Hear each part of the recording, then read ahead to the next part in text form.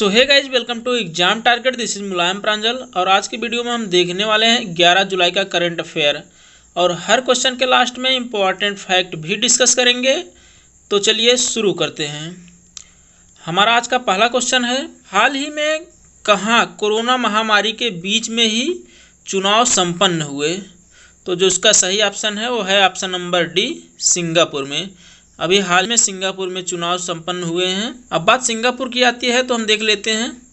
अब इसमें सिंगापुर में चुनाव हुए हैं और इसमें जो 65 वर्ष से अधिक आयु के लोग थे वो सुबह ही वोट करने के लिए उनको बुला लिया गया था।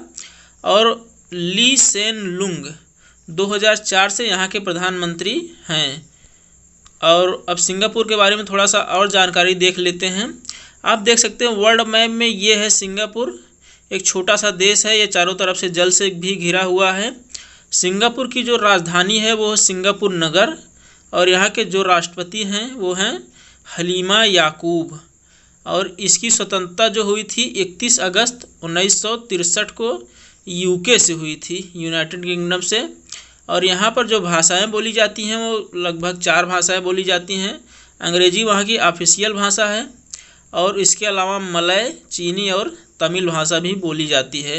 वहाँ की करेंसी जो है वो है सिंगापुर डॉलर और एक सिंगापुर डॉलर की कीमत जो है 53.95 रुपये के बराबर है। तो अब नेक्स्ट क्वेश्चन लेते हैं। भारत ने 22 अपाचे और 15 चिनूक हेलीकॉप्टरों को कहाँ से खरीदा है? तो इसका सही ऑप्शन है ऑप्शन नंबर ए, अमेरिका से। भारत ने अमेरिका से इनको खरीदा है। और इसके बारे में थोड़ी जानकारी इस प्रकार है, ये अपाचे हेलीकॉप्टर का सबसे एडवांस वेरिएंट AH-64E खरीदा गया है। इसमें 5 चिनूक को आखिरी खेप मार्च की शुरुआत में तथा 5 अपाचे हेलीकॉप्टर की आखिरी खेप जून के आखिरी हफ्ते में हिंडन एयरफोर्स स्टेशन पर पहुंचाई गई। अब ये जो अपाचे हेलीकॉप्टर है इसका एडवांस वेरिएंट 17 देशों के पास है और इसकी खरीदारी जो शुरू हुई थी वो 2015 में शुरू हुई थी। तब से मतलब अमेरिका हमको प्रोवाइड कर रहा लगातार। अब बात अमेरिका की आती है तो अमेरिका के बारे में थोड़ा देख लेते हैं। अमेरिका की राजधानी है वाशिंगटन DC। यहाँ के राष्ट्रपति हैं डोनाल्ड ट्रंप तथा अमेरिका जो आज़ाद हुआ था वो 4 जुलाई 1776 को यूनाइटेड किंगडम से आज़ाद हुआ था तथा यहाँ की करेंसी है अमेरिकन डॉलर। अब क्वेश्चन नंबर 3, सुप्रीम कोर्ट ने किसके जरिए नोटिस और समन भेजे जाने की अनुमति दे दी है? तो यहाँ पर 4 ऑप्शन हैं, व्हाट्सएप, ईमेल, फैक्स। तो इसका जो सही ऑप्शन है वो है ऑप्शन नंबर डी, उपर्युक्त सभी। तो अभी हाल ही में सुप्रीम कोर्ट ने समन को भेजे जाने के लिए इन सभी सोशल मीडिया प्लेटफॉर्म को वैलिड कर दिया है। तो आप अब यहाँ पर लिखा गया है इन्हें व्हाट्सएप, ईमेल, फैक्स और इंस्टेंट मैसेजिंग ऐप के जरिए भेजा जा सकता है। सुप्रीम कोर्ट ने लॉकडाउन के दौरान डाक जाने में दिक्कत को देखते हुए यह निर्णय लिया है। जस्टिस AS बोपन्ना और सुभाष रेड्डी की पीठ ने कहा कि 2 ब्लू टिक का मतलब ये मान लिया जाएगा कि रिसीवर ने नोटिस देख लिया है। अब बात सुप्रीम कोर्ट की आती है तो आप यहाँ मैप में देखिए, ये है सुप्रीम कोर्ट इंडिया का। इसकी स्थापना जो थी 1 अक्टूबर 1937 को as a federal court of India हुई थी और 28 जनवरी 1950 को इसको सुप्रीम कोर्ट ऑफ इंडिया बना दिया गया। अब सुप्रीम कोर्ट ऑफ इंडिया अपने वर्चस्व में आ गया था 26 जनवरी 1950 को ही, लेकिन इसका उद्घाटन 28 जनवरी 1950 को हुआ था। और इंडिया में जो सुप्रीम कोर्ट है वो अनुच्छेद 124 के तहत इसकी स्थापना की गई थी। अब एक इम्पॉर्टेंट चीज़ है, इसका मोटो क्या है? तो इसका मोटो है यतो धर्मस्तो जयः।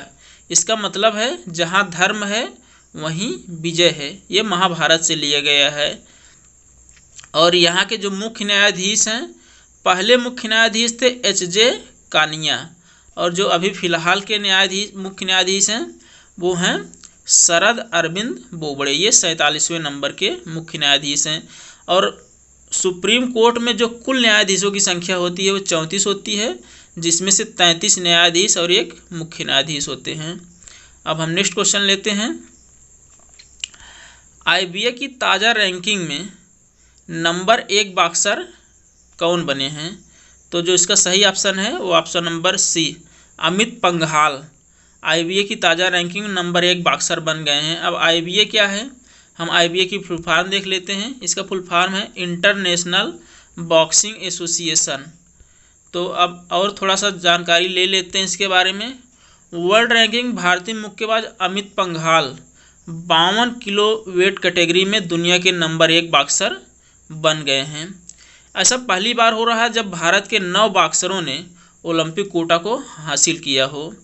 Amit Panghal 52 kilo, MC Mary Kom 51 kilo, Simran Kaur 60 kilo, Vikas Krishnan 69 kilo, Pooja Rani, Lovlina, Ashish Kumar, Manish Kaushik, Satish Kumar, ये सभी ओलंपिक कोटा प्राप्त कर चुके हैं।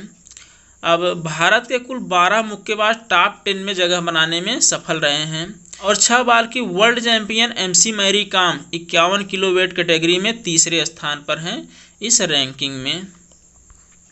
अब नेक्स्ट क्वेश्चन, किस रेलवे मंडल ने ट्रेन के रवाना होते ही अपने आप ट्रेन की आधी लाइटें बंद होने वाला सिस्टम लॉन्च किया है?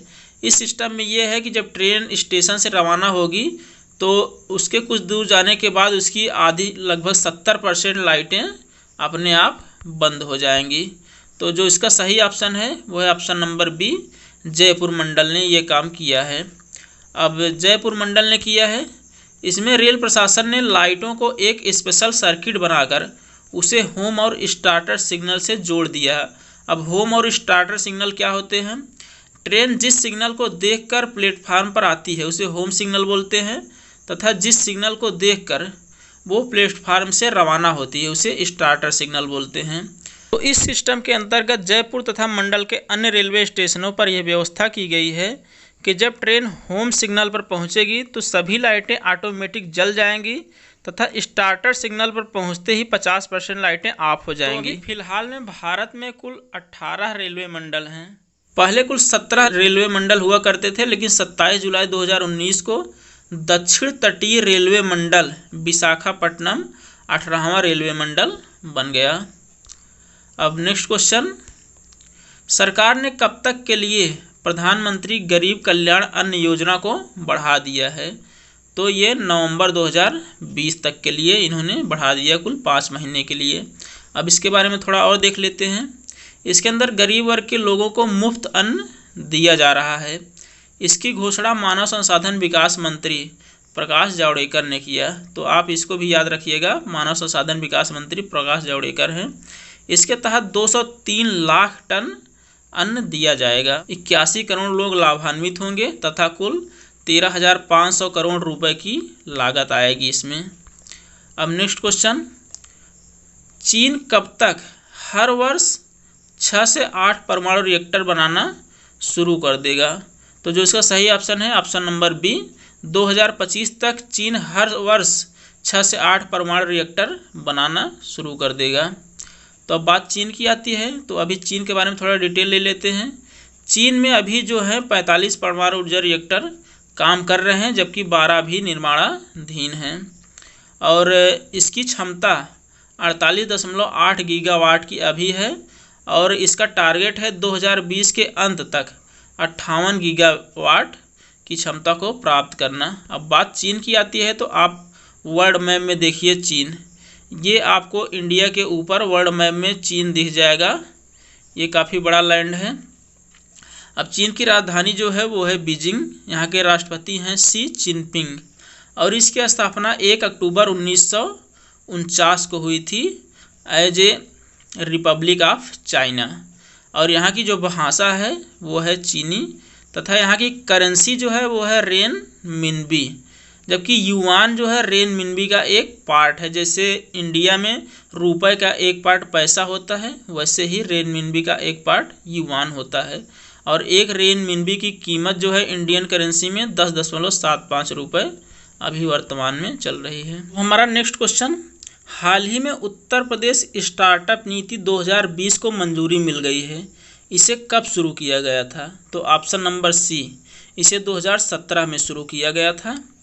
अब इसके अंतर्गत कुल 75 जिलों में 100 इंक्यूबेटर लगाया जाएगा।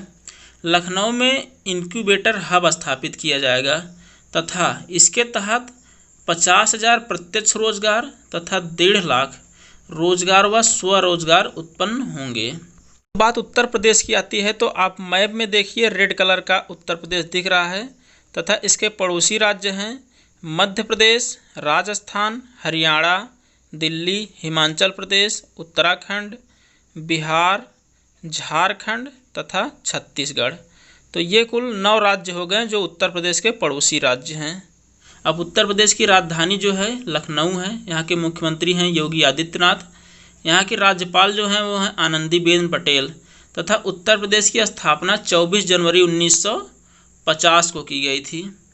तथा जो उत्तर प्रदेश की रैंक है वो जनसंख्या के हिसाब से पहली है, यानी कि इंडिया में उत्तर प्रदेश में सबसे ज़्यादा जनसंख्या है। और जो क्षेत्रफल के हिसाब से वो है चौथी रैंक। क्षेत्रफल के हिसाब से राजस्थान पहले स्थान पर आता है।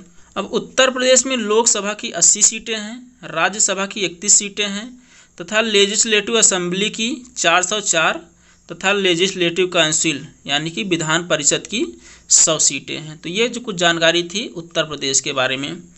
अब हम बढ़ते हैं नेक्स्ट क्वेश्चन की तरफ। किस सरकार ने राशन कार्ड को आधार कार्ड से जोड़ने के लिए अभियान शुरू किया है? तो इसका सही ऑप्शन है छत्तीसगढ़ सरकार ने।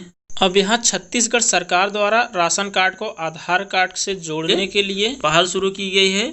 इसके अंतर्गत 10 जुलाई से 31 जुलाई तक लिंकिंग अभियान चलाया जाएगा और अगस्त माह में one nation one ration card लागू करने की भी योजना है। अब वहाँ के खाद्य मंत्री कौन है? खाद्य मंत्री हैं अमरजीत भगत। इन्होंने निर्देश जारी किया है ये अभियान चलाने के लिए। तो इसी के साथ छत्तीसगढ़ पहला राज्य भी बन जाता है जिसने one nation one ration card पर काम करना शुरू किया है। तो अब नेक्स्ट क्वेश्चन लेते हैं। हमारा नेक्स्ट क्वेश्चन है मोहम्मद मुश्ताक अहमद को अध्यक्ष पद से इस्तीफा देना पड़ा। वे किस खेल से संबंधित थे? वे हॉकी से संबंधित थे। तो अब इन्होंने इस्तीफा क्यों दिया? खेल मंत्रालय के मुताबिक अहमद ने 2018 में हॉकी इंडिया के चुनाव में स्पोर्ट्स कोड की गाइडलाइन का उल्लंघन किया था। अब इन्होंने इस्तीफा क्यों दिया? क्योंकि इन्हें खेल मंत्रालय से नोटिस आया था इस्तीफा देने के लिए, तभी इन्होंने इस्तीफा दिया है।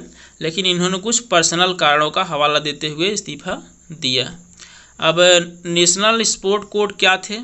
ये नेशनल स्पोर्ट कोड 2011 के तहत स्पोर्ट फेडरेशन के पदाधिकारी लगातार 2 बार 4-4 साल के लिए पद संभाल सकते हैं।